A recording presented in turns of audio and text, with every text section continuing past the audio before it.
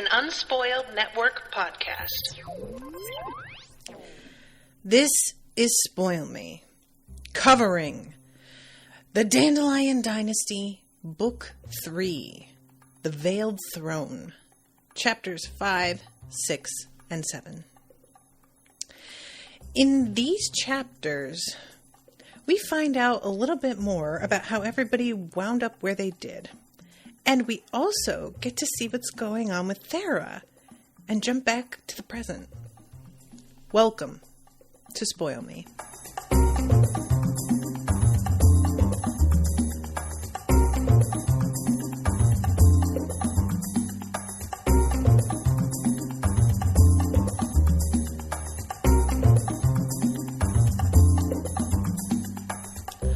Welcome to the show, everyone. I am Natasha. Thank you very much to Kyle for commissioning this episode. And I just want to mention, if you're listening to this and you really enjoy these books, the whole series, or the whole book, I should say, has not been covered in terms of my commissioning.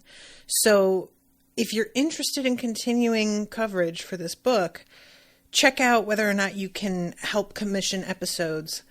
You can go to unspoiledpodcast.com and there's a Spoil Me link in the top menu.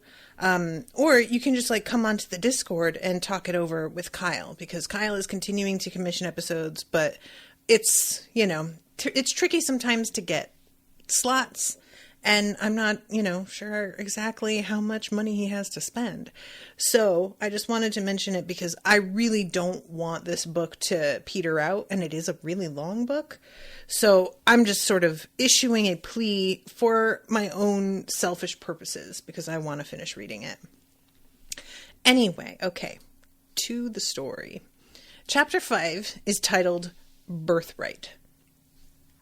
And what we have here is a summary of what happened to, what is her name? I keep wanting to say Olga, but that's the storyteller. But her name is Gokya? Trying to find it. It's weird because this is all about her, but her name is Goztan. That's it. And Goztan, we know, is currently the head of her tribe, has, I think she said 4 husbands. Regardless, she's in a position of power, and I was assuming that she was heir to her mother. And this is part of what wound up sort of tripping her up when this girl thinks that she's lying, because it isn't really as simple as, oh yeah, I inherited this title from my mother. It's a whole other thing that wound up happening. And this is why it's titled Birthright, because it's all about what she went through to get what should have been hers. And it's really awful to read, because what happens here, and this is just so,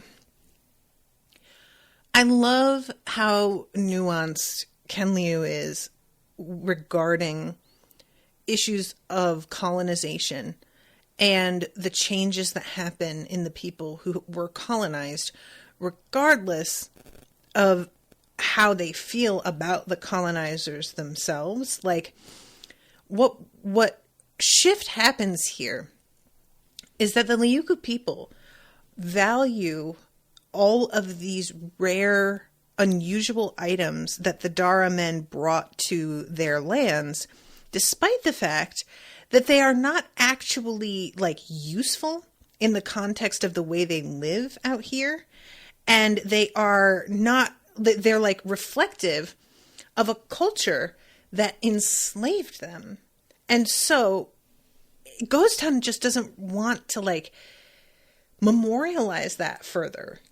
She is finding all of this stuff that is her express attempt when finally Peku Tenryo is oh, okay, so enough time has passed. We're going to kill all these guys. So they are able to take down all of these men from Dara. She is able to kill the dude who had been raping herself, which I loved. And she decides that what she's going to do is look through all their stuff for the culturally significant items that were stolen and take them back. Because as far as she is concerned, they are attempting to like steal the culture away, and they're taking things as like sheer decoration rather than appreciating them for the significance that they bear in their history, in their storytelling, you know, in their religion. And her focus on this, she feels, is a demonstration of her loyalty to the Liuku people specifically and to the preservation of the tribe. But the thing that happens is that because the Liuku people are beginning to value silks and like, you know, just various other things that, like I said, are not necessarily practical, but because they're rare is the only reason that they're being valued. People who did not prioritize Liuku artifacts are getting rich.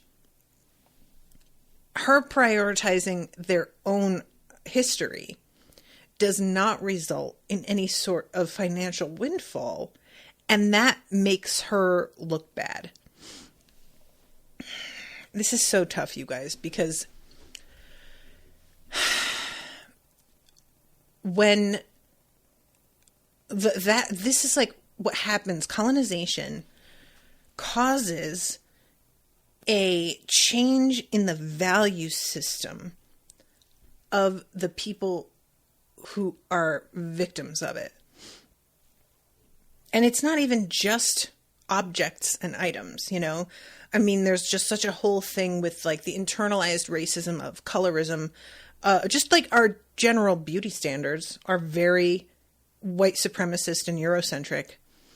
And there's even a significant segment of the Black population in the United States who takes issue with the fact that so many Black Americans are Christian when that is, in their opinion, the religion of their oppressors. And frankly, I really get that. And it's such a hard thing to sort of reconcile that a people can be victimized by a group and still, in a way, idolize them or have respect for large segments of what they represented. And that's just human nature. We're really conflicted, you know, that's just how we roll. But I just really appreciate that change in what they value winding up being something that actually like affects her future in a significant way. And what is so infuriating about it is that her mother isn't honest with her. So she is supposed to take over. She's supposed to be the heir. And her mother disavows her and essentially is like, yeah, you don't get to be Thane because you got knocked up by your rapist, and the fact that you couldn't keep him from impregnating you shows that you are weak and disloyal. And even as her mother was like being quoted as saying this, I was like, really? This doesn't sound right. Like, it just didn't, for the way that I have understood the Liuku to function, they felt a little bit more egalitarian in their treatment of women, and this sort of victim blaming strategy didn't align, you know? And then it turns out that's because this isn't actually what it's about. So she got pregnant, and the baby, for her reasons, despite it being a child of rape, she wants to keep it. And this is the kind of thing that it's always extremely like side-eye for me when a man writes about these sorts of topics. And I'm always like, not like they shouldn't, but whenever it gets brought into a story and I know the author is male, I have a moment of like, all right, let's see how he's going to handle this one. And I don't know why I get like that when I have experienced this author before. and I know that he's better than that. It's just the kind of thing, you know what I mean? Like, where it can feel knee-jerky. You know, I'm not going to apologize for it, because why would I? It's just the sort of thing that I have enough backing my experience of suspicion up that I don't feel like I need to justify it. That said, Ken Liu is really great here about outlining the way that this tribe handles non-consensual pregnancies or difficult pregnancies that could result in harm to the mother or death to the mother, and fully acknowledges that there are teas that are meant to like purge the uterus. And he consistently calls it the fetus instead of the baby. Like, the baby gets used at one point, I think, when she says she felt it quicken inside her. The child quickened, she felt it move. But like, in general, he feels like he's being very purposefully conscious of the language he's using here to avoid the kind of like inflammatory emotional response that a lot of people have to the discussion of abortion. And there's a lot of people who try to pretend that abortion is this sort of like modern plague. And the truth is, we have known how to induce abortion in women for a long time. And that is something that happened a lot.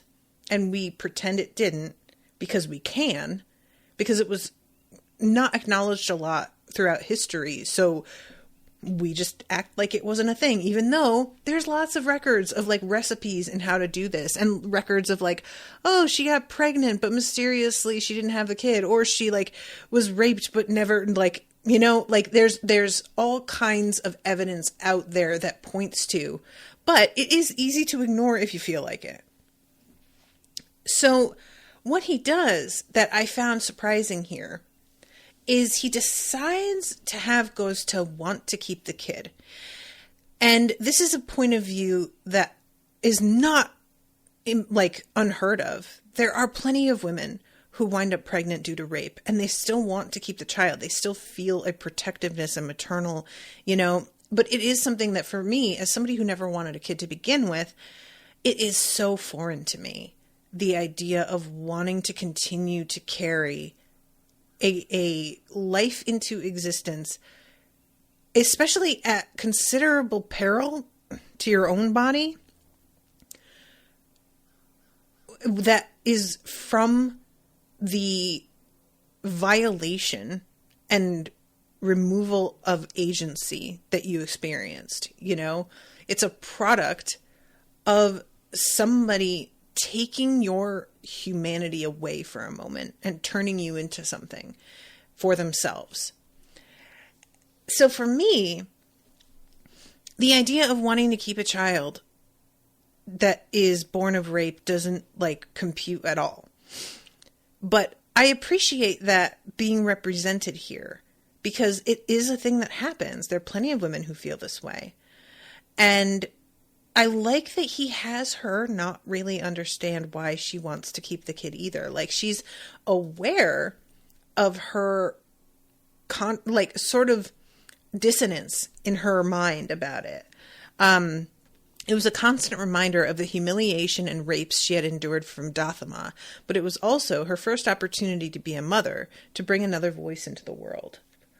Other Liukus in her position would have long since taken the bitter brew that cleansed the unwanted fetus from her womb. It was not uncommon on the scrublands for the children of non-consensual couplings to be slaughtered when the captive partner finally freed themselves, and shamans were skilled with abortifacients, sometimes needed to preserve the lives of mothers or to ready a tribe for war. The ready a tribe for war one got me. It never really occurred to me, but if women are going to be part of your fighting force, and some of them are pregnant, if they're early enough on, and they can just not be, so that they're ready to fight, I guess that makes sense. It never really occurred to me. She could not even explain to herself exactly why she hesitated. The very thought of Dathama made her skin crawl, but she could not bring herself to end the pregnancy. Could the sins of the father be attributed to the child who was also of her flesh, sustained by her blood and breath? And then she wakes up and she has had a miscarriage. She remained bedridden for several days, both from the physical ordeal as well as the psychic strain. She felt empty, but not clean. Years later, she would wonder whether this experience was also partly responsible for her reluctance to become pregnant again. The scars left in minds were invisible, but they dictated the course of lives as much as physical disfigurements. Which, again, I just really appreciate the acknowledgement of that. Like, she might have wanted to keep the child. In this situation where she found herself pregnant against her will and had to deal with the circumstance in the moment. But that does not mean that given the chance to get pregnant again, that she would jump at it, because her first experience with pregnancy was highly traumatic. The pregnancy resulting from rape and then the sudden miscarriage after the baby had begun to move, because that is really, once you start to feel movement, you begin to really like imagine a being that is separate from you in a way. You know what I mean? So having that movement and a quickening and then having the miscarriage, it's just so heartbreaking. And it's also, I appreciate the acknowledgement in a way of how frequent miscarriages are, because I think some crazy number, like 40% of pregnancies end in miscarriages, something like that. It's like a higher number than I ever would have guessed, but we don't really talk about it. A lot of miscarriages happen before a woman even really knows that she's pregnant or has announced to other people that she is pregnant. That's part of the reason why people wait to announce pregnancies, because they're worried that then if something goes wrong, they're going to have to announce a miscarriage and share their very private personal grief with everybody. And that is another kind of trauma. So people keep it to themselves until they really feel like we're in a stage of the pregnancy where it feels safe and we're confident that the baby is going to be born. So anyway, this leads to her mother using this like pregnancy as an excuse to disinherit her. And even she is kind of like, this doesn't fucking wash. Like, what are you talking? This is ridiculous. Even though there is a part of her that sort of like believes it, you know, and that is the worst part. That is the worst part of being a woman specifically, I think. I'm going to get really emotional here. Is how much we buy into the bullshit that we're sold, even when we grow and begin to see it for what it is. And even when we can spot with other people that it's not true. When it comes to ourselves, it is so difficult to believe that what we have been taught for most of our lives is not true.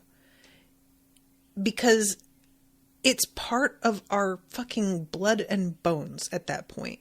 It's what we were raised on and fed. So you get to this place where you begin to second guess yourself, even though you know, you intellectually, you know, this doesn't make sense and this isn't it. But you still are taught so,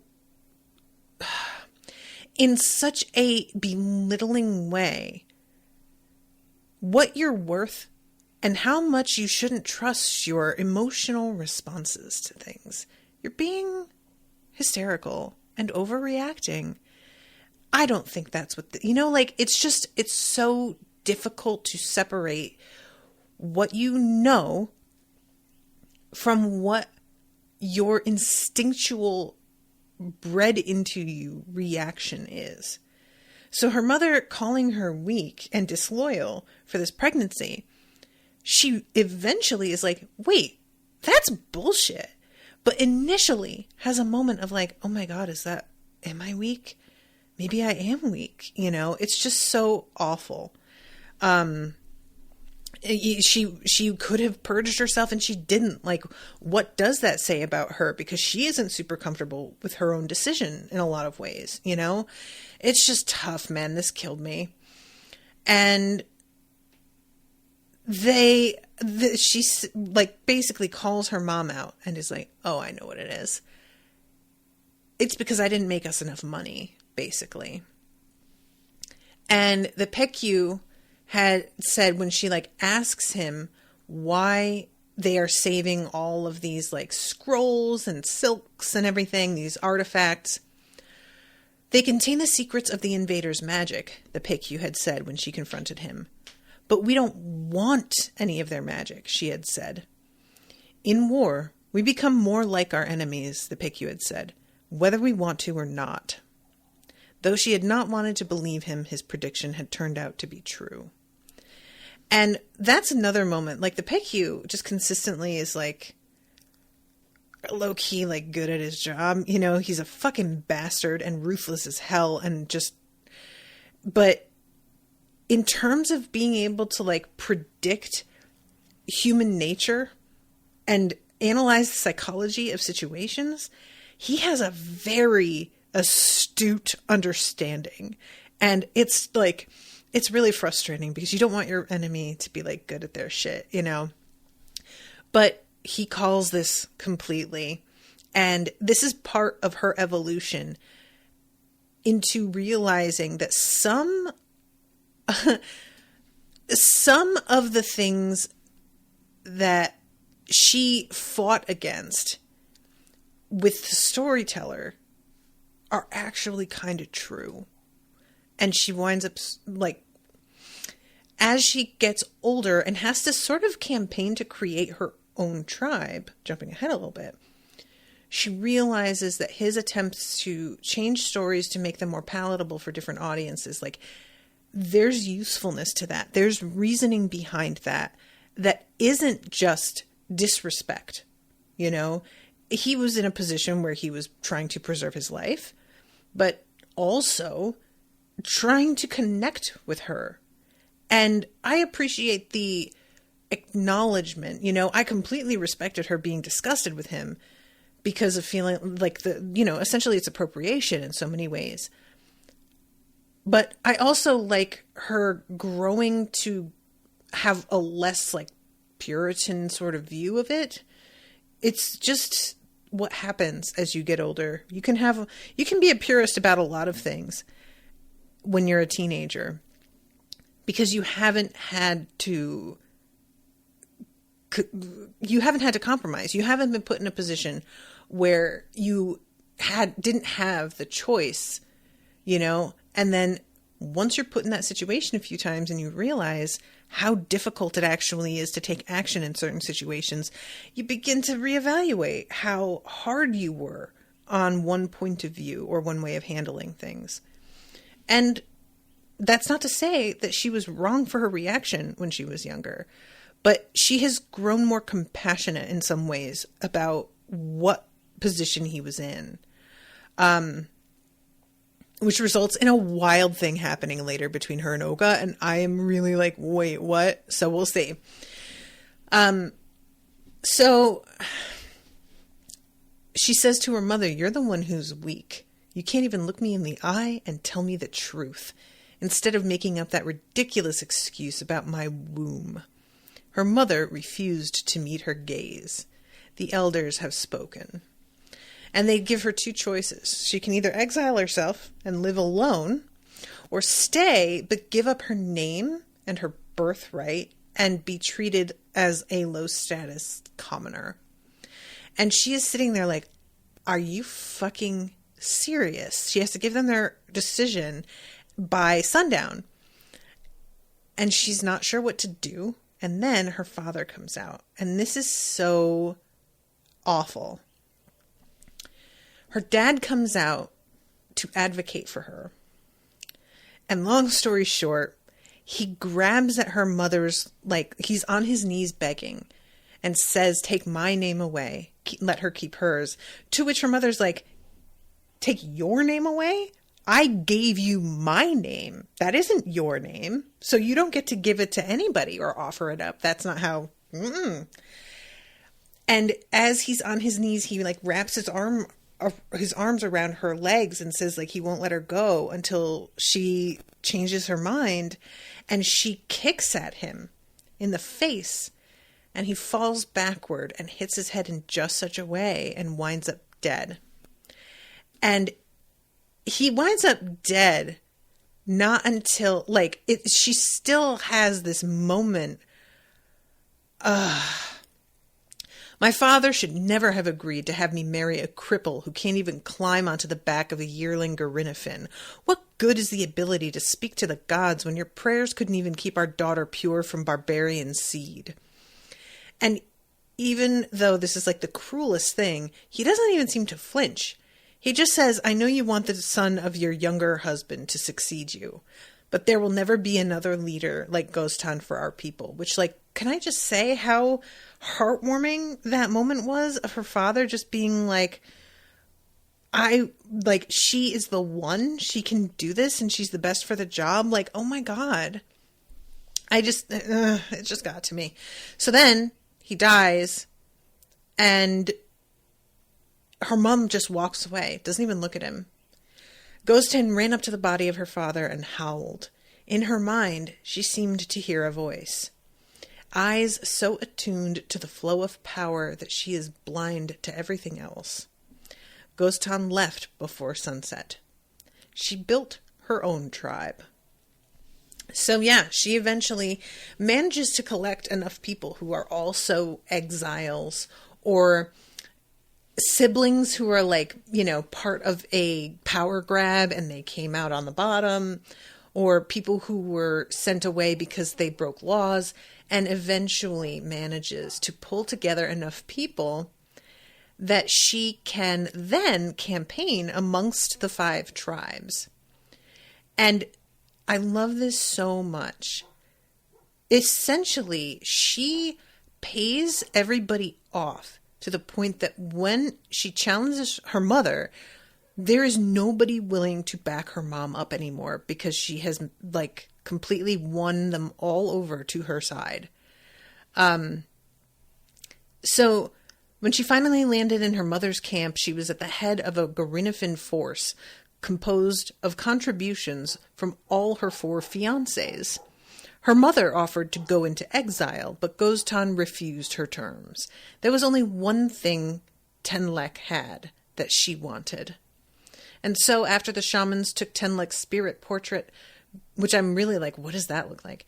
Goztan plunged a bone dagger into her mother's heart and received her last breath as though they weren't related by blood.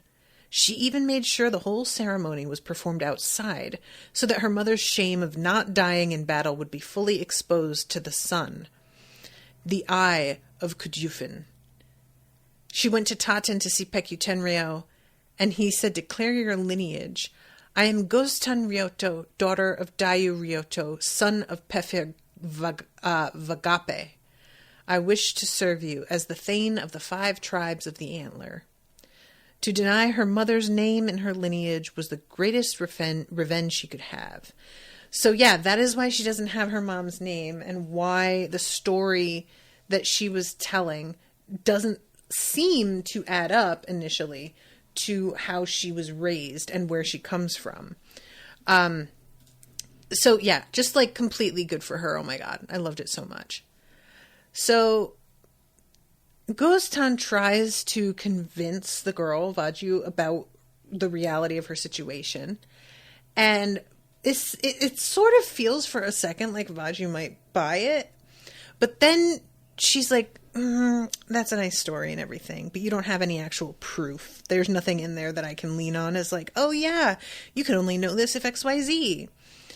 And as they're sort of discussing the reality of what her situation is, there is the story in the background that's being told by Olga about a dolphin and sharks. And this is so weird. I'm like, okay. The way that this goes is essentially that a dolphin has there is a shark who thinks it's a dolphin. It swam in tight, agitated circles in the middle of the dolphin pond. Its eyes darted from one shark to another, utterly fascinated.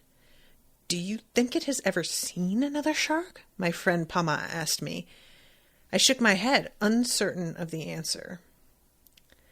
And we keep jumping between his story and what's going on with Goztan trying to convince this girl that she is who she says.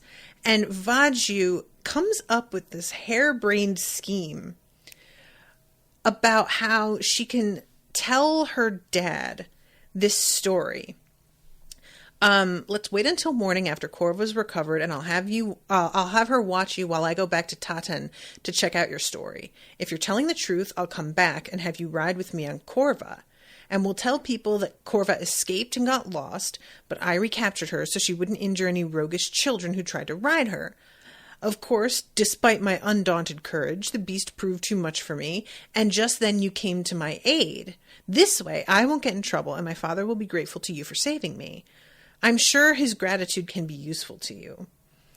And for a minute, Goztan is like, that's not terrible. I mean, it's not what happened, though. And Vaji's like, well, I mean, it's pretty close to what happened. I'm like, And Goztan finally is like, I just can't do this, man. How am I going to look myself in the fucking mirror if the only reason that I managed to get out of this alive was because I took this little girl's ultimatum? I can't do it. So then we go back to the story. One of the circling sharks lunged for the dolphin that had wandered too far from the pod, and the water instantly erupted into a confusion of flapping fins and flashing teeth. And there's blood spilled, and all of these sharks begin to go bananas because of the blood sort of frenzy that happens. A team of 6 dolphins managed to flip the larger shark onto its back, and if they're on their back, it means that they can drown because of like the way a shark's physiology works. The dolphin shark stared at the catatonic shark with unblinking eyes. It was not celebrating with the rest of the pod, but neither did it make a move to help its fellow fish. Meanwhile, the dolphins tried to finish their assault, but since their teeth were less fearsome, they could only nip, so they can't actually do any damage. But then these other sharks that were circling, the blood causes the frenzy, and they go after their own partner, colleague, peer. I don't really know the word I want here. And the cuts back and forth. It feels like what we're supposed to be doing here is drawing a line between this story about the dolphin and the circumstance that we're in with Goztan, or it's just supposed to be a sort of like declaration about Oga himself, because like later on he is put to a test and he winds up passing, and he's like, Vaju demands of him why he handled things the way he did, and his only answer is, "It's my nature," which is the final words of this story. But I feel like there's more going on here. And, you know, the point of what's going on with Oga himself, he has been put in this particularly humiliating position because he's got like a leash on, due to the fact that Vaju basically reported him for telling stories that she considers an attempt to weaken them as people, because they're supposed to be, the moral of them is like, you don't have to fight to be strong, or sometimes compromising with your enemies is what's best. And she was just like, oh, really? You would say that, wouldn't you? So she went and yelled about him to her dad and got him like punished and put into this even more demeaning position. I mean, he's always a slave no matter what, but he's like sleeping outside, no blankets, no nothing, you know? And so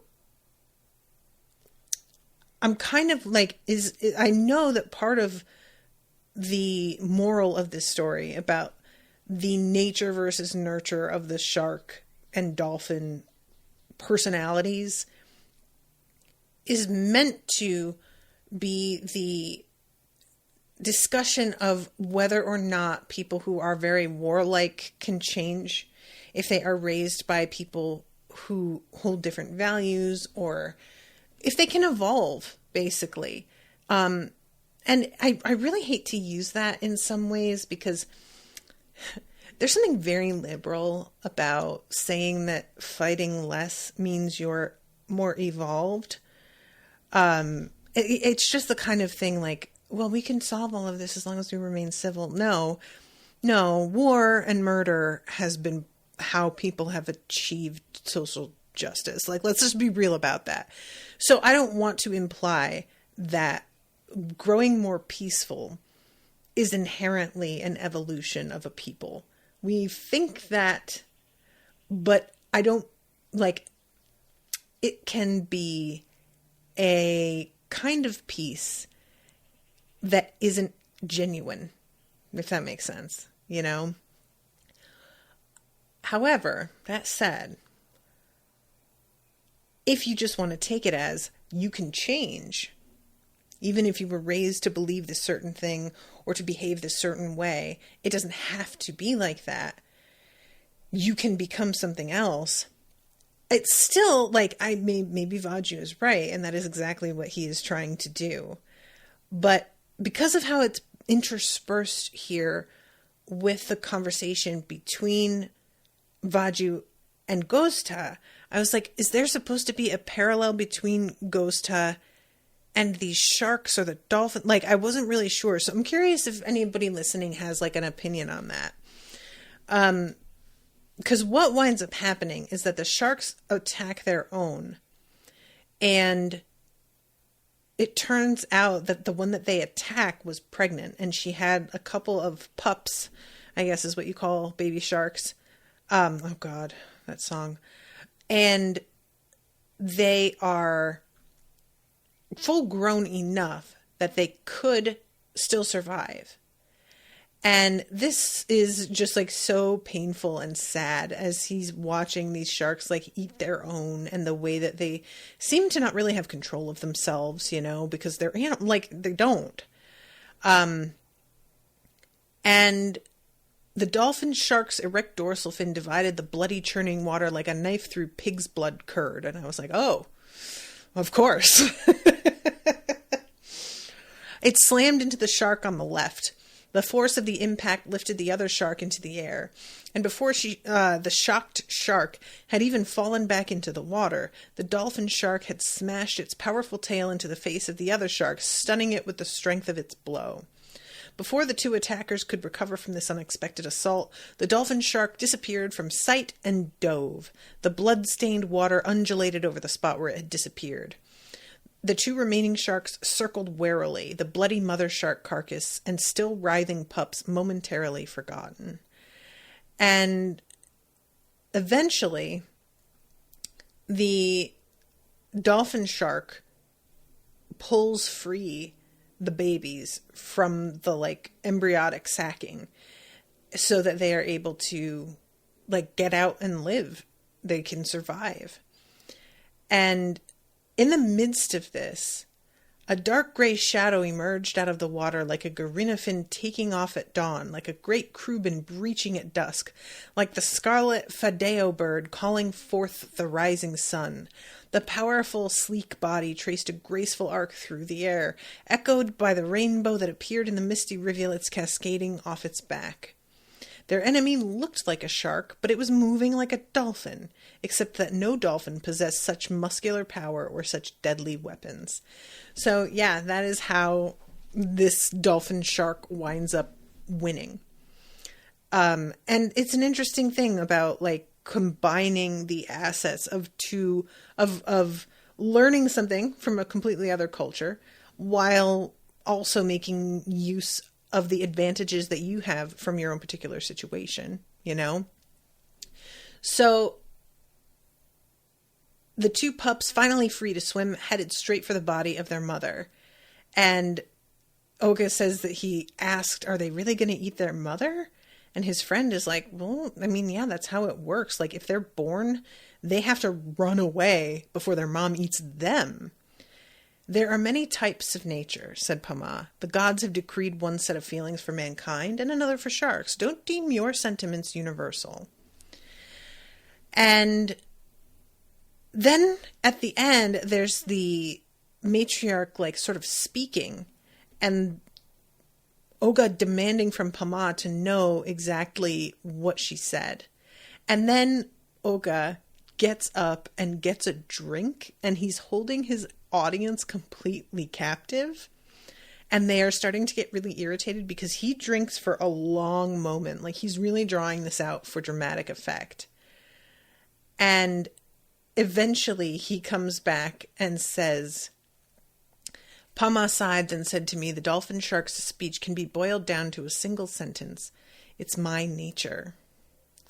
A long while later, after the angry shouts and banging of bone clubs against the ground had finally subsided somewhat, Oga added, that really is the end of the tale. I never saw the dolphin shark again. It's the re-rememberer's curse to know that there are no endings to most stories. May our journey to my homeland be as open-ended. So, yeah, this, basically what we get down to after this is that Goztan is like, okay, you know what? Maybe I can use this guy to prove who I am if he remembers me. And Vaju is like, all right, but you don't get to say anything. And she gags Goztan so that she can't talk or signal anything. And then Vaju, like, has him come into the tent and says, do you recognize this woman? Be careful how you answer. And he's like, okay, why though? Why should I be careful?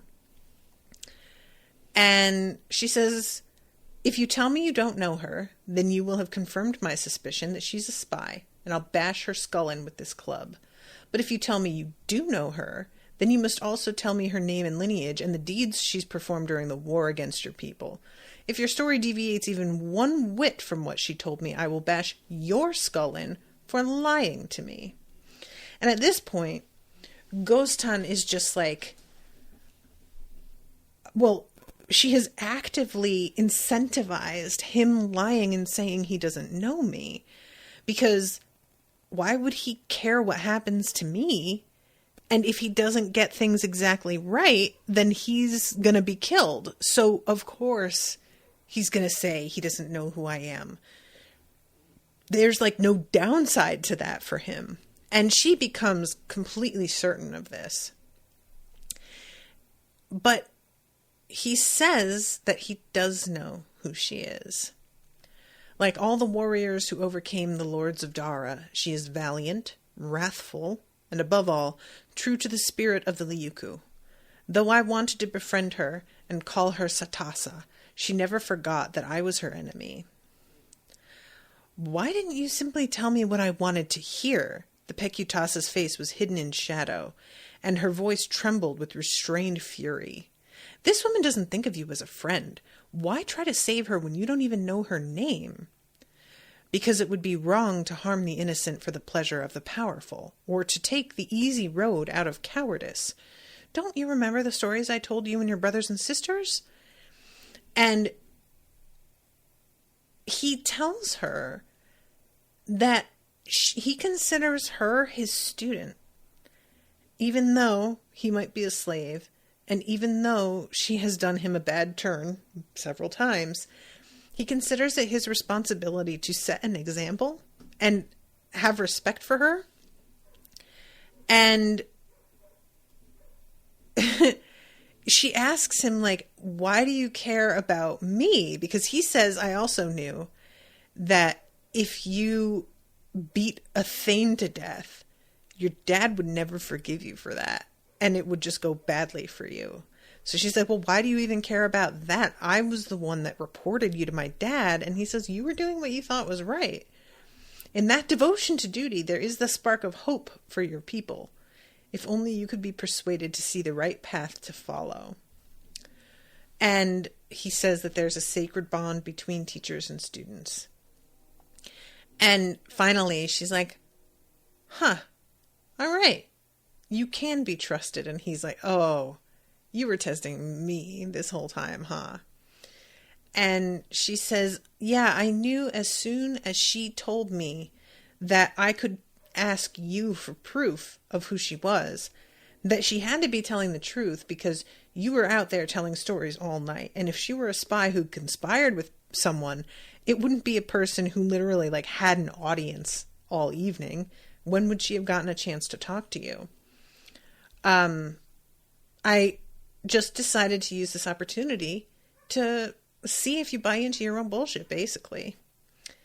And she tells Goztan that she can release Olga from his collar and take him back to Taten when you're ready. And apparently he had been supposed to go out with the expedition.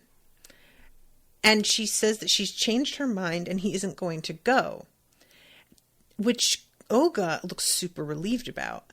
And what bothered, like, Goztan sees him looking relieved about how he isn't going to go with this expedition.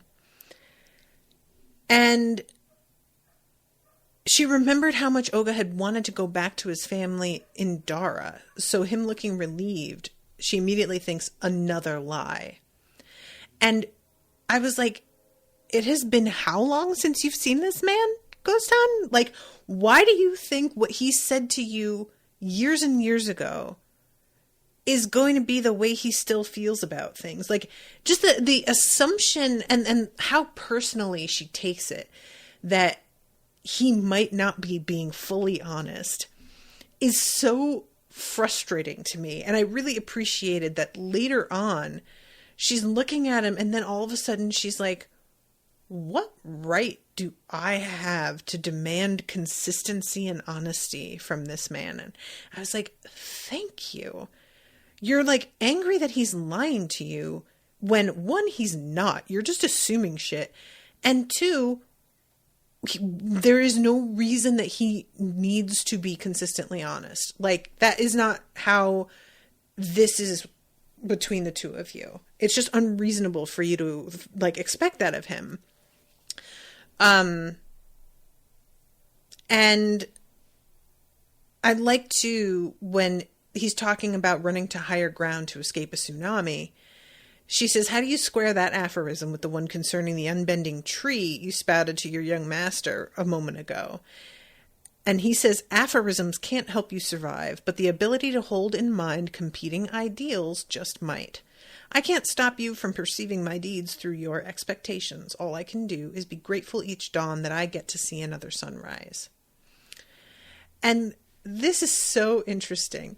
She couldn't tease apart the complex mix of admiration, curiosity, guilt, hatred, and attraction she felt toward him. And I was like, the what? Wait, hold on. This just went in a direction I had not expected at all. And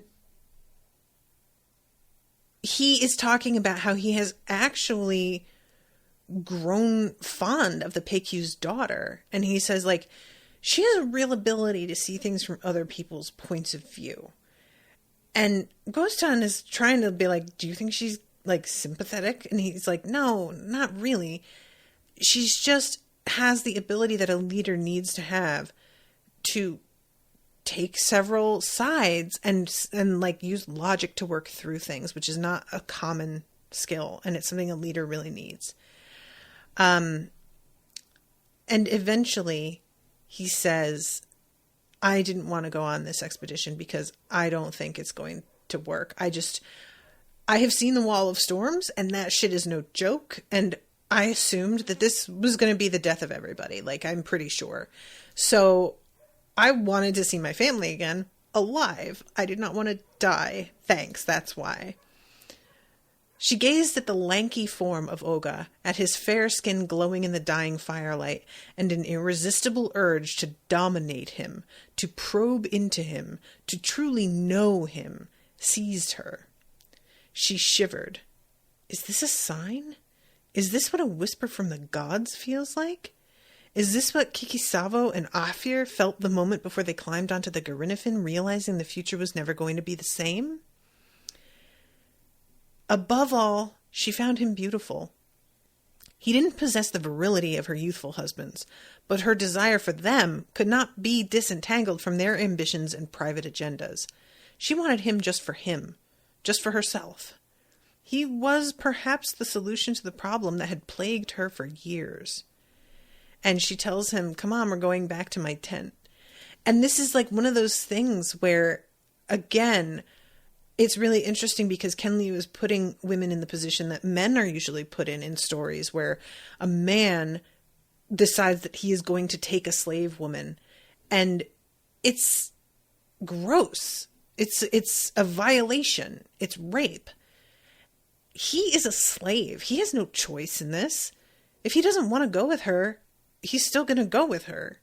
It's like, so it's a shame because I really like Goztan, but she's like putting him in a position that she was once in, and she doesn't seem to see it this way at all. And I really wanted her to like take a moment and be like, wait, hold on. I was once a slave and I had to, endure continuous enslavement and rapes, and I didn't like that. Maybe I shouldn't do that to this guy. But it doesn't seem to have entered her mind that he would feel this way about it.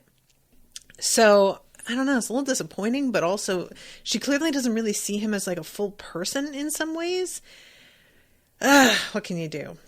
So then we start part 2, which is called Fresh Sprouts. And we have chapter 7, which we have jumped ahead. It says the first year of the reign of Season of Storms, half a year after the deaths of Emperor Ragin and Pekutenrio during the Battle of Zathan Gulf. And we are with Thera and what is his name? Takval, the would-be Peku of the Aegon and Thera's fiance. And I had forgotten how much I enjoyed Thera. That whole thing in the last book about whether or not Kuni was going to acknowledge her as his heir, was going to admit that she was the one with the more capable political mind. And I'm just so delighted that we are where we are. And she winds up noticing in her fiance in a few different moments that he actually does have pretty good political instincts himself. He isn't being given the opportunity a lot of the time because she's surrounded by men from Dara, and this guy is a Liuku, and they do not like or trust him, and they have not forgiven what has happened to their people. So, granted, the attitude that they have towards him is understandable, but she is trying to create some space for him to make a better impression. And yet, she also acknowledges, I think the way that she says it is, I can't create respect out of thin air, which is a really good way to say that, because you can make people listen to you in terms of I need you to give him a chance. I need you to but them agreeing to shut their mouths on something isn't going to change their body language or the way they look at a person. They don't have to you know what I mean? So I like that she will acknowledge that there's a limitation to what she can do, even if she's the one in charge here. And Thera is thinking about Zomi, and I had completely forgotten about the two of them. And there was a moment here, because I had forgotten so much of the last book, where I was like, oh my God, wait, what happened? Did Zomi die? And then I was like, oh, okay, no. Well, I had that sadness, and I think that I wasn't certain with Thera whether or not she was gay or bi or, whatever. But it seems like, from the way that they have this moment of smiling tentatively at each other when she mentions lovers, that the idea of having sex with him isn't horrific to her. It's not, because that's what I was worried about, if this was going to be a real hardship to her. And it doesn't seem like it from her attitude here, but I don't know, because he's her fiance, I don't know how much they have approached anything physical at all, and whether or not she has a good idea of how she feels about it either, So they see this Garinafin, and having just dealt with a Garinafin at the end of the last book, they are aware what kind of fucking havoc these things can wreak from the air. And Takval is asking, did you see the angle of ascent? And these guys sort of ignore his question. But we didn't see. By the time we noticed the ship, the Garinafin was already in the air. And when they respond, they don't answer him. They talk to her.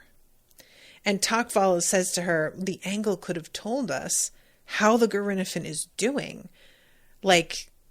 If it's, he says, how a cow with soupy shit can't run very fast. And I was just like, oh, I mean, okay.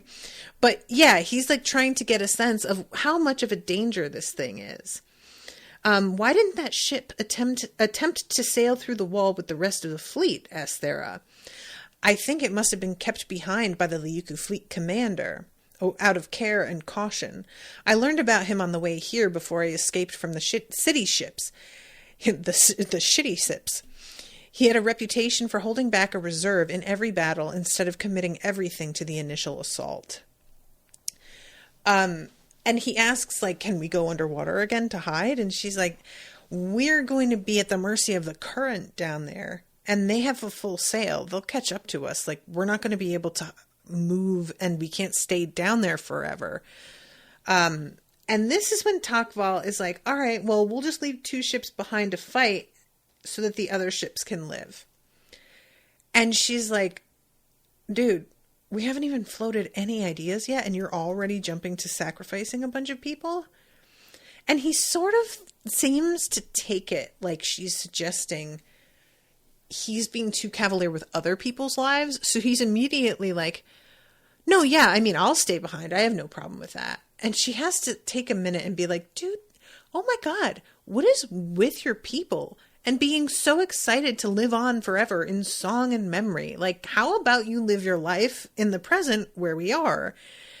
And I just really enjoyed the way the two of them kind of go back and forth, because they have completely different ways of approaching situations and different value systems and different, stories that they were raised on and different examples that were shown to them.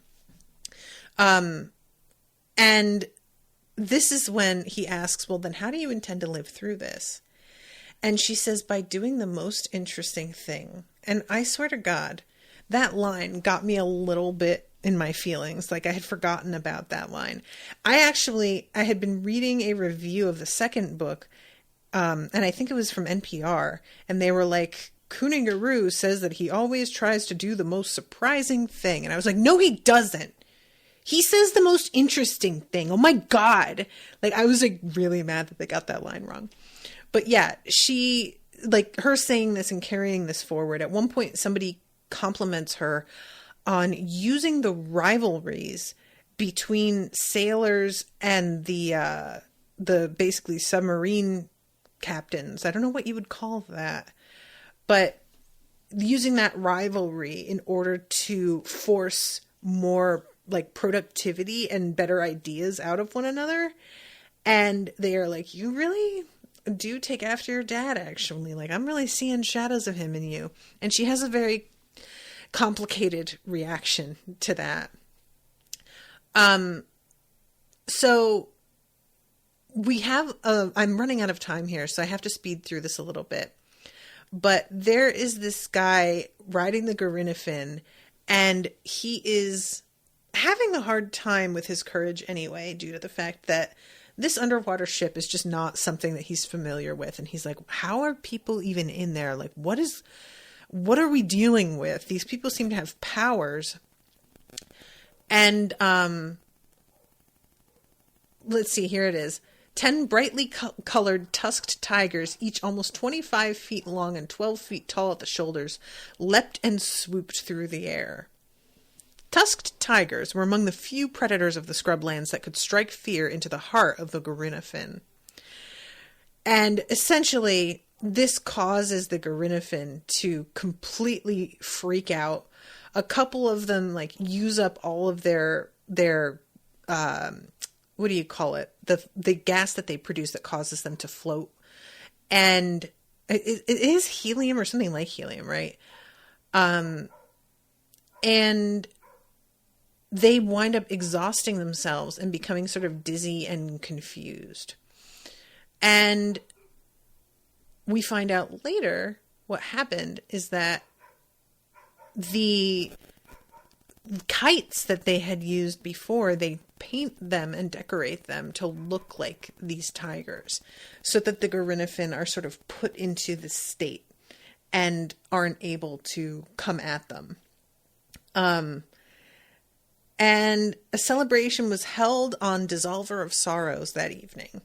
So they wind up having this big feast to celebrate the fact that they got them to go away because, you know, it may seem like premature. They just flew back and you're already celebrating. But what it is that her fiance is familiar enough with them to know if they came out and then went back when they're only on the ocean and they suffer from like all kinds of sickness and they can't be fed the same way, they're not going to be able to get their energy and their float gassing back up in time to assault us again anytime soon.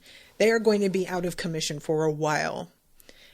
And we have then the moment where he is given an opportunity by Thera to share credit, and he does, with all the people who helped create these kites. And it doesn't go over like perfectly, but it does seem to smooth things over a significant amount. And then we have the very last section of chapter 7. Naku Kitsanli, Thane of the tribe of the second toe, which is like, what? Commander of boundless pastures, the sole Liuku city ship to survive the ill-fated attempt to penetrate the Wall of Storms, was having trouble sleeping. His crew was on the verge of mutiny. And this too, yeah, it's just everything is going wrong for them. And his men are like, either let us eat all of our food so that we can die on a full stomach, or we are going to have to attack. We are going to have to do something. And we jump back to Thera and Takval talking about how to handle this situation. And again, he does that, like, let's divide the fleet in half and we'll figure out a way to like sacrifice some of them to save the rest. And she's like, holy shit. So we have this moment of her demanding that these two captains get together and figure something out between the two of them, even though there is this like incredible rivalry and both of them are just so like, oh my God, they're such pains in the asses about it. And she winds up being like, you have to set that shit aside, go downstairs, we're locking you into the fucking brig, whatever, and you're going to figure it out. And they wind up coming out like buds and completely confident in one another's abilities. There's like a respect between them. And honestly, there is just like, I loved this so much. Who won? Who broke the plan? We both lost. And so we both won. Oh my God. If he had only a boat made out of paper, I'd wager on him. If she had only a hairpin for a weapon, I'd pity her foes. Oh my God. Why did I love this so much? But I just, I think it's just like enemies to friends. It's just a fun trope. You love to see it, All right. So that is the end of that chapter. And we don't actually get to see the confrontation yet. So dun, dun, dun. But thank you again to Kyle for commissioning this. And just a reminder, if anybody is interested in helping to support continuing coverage of this, to check it out. And I'll be seeing you again soon with a new episode. So until then, toodaloo, motherfuckers.